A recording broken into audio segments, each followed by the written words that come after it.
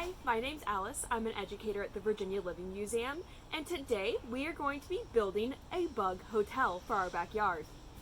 The materials that you need are a box or can, sticks, leaves, and some sycamore balls or pine cones. Bug hotels are important to create because they allow many pollinators a place to build nests, but also a place to hibernate over the winter.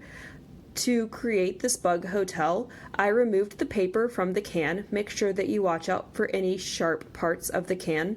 I then placed different sizes of sticks in the can. As you can see, I put in some sycamore balls and some leaf litter. We're creating a bunch of different nooks and crannies for different insects to go into, either for nest building or for hibernation.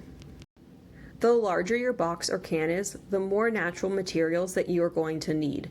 In order to create a successful bug hotel, all the natural materials need to be tightly in there so that the insects are able to wiggle in.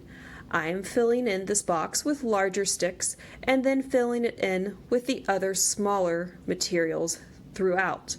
The dry leaves are going to attract beetles and millipedes, while the sticks will attract ladybugs and the bark will attract spiders, centipedes, and millipedes. This is what my final project looked like. When looking for a spot to place your bug hotel, it needs to be a place that is out of the way and that will not get disturbed often. It should be in a sheltered area, away from wind and away from pets. I hope that you enjoyed making your bug hotel, and I can't wait to see what you've created. See you later!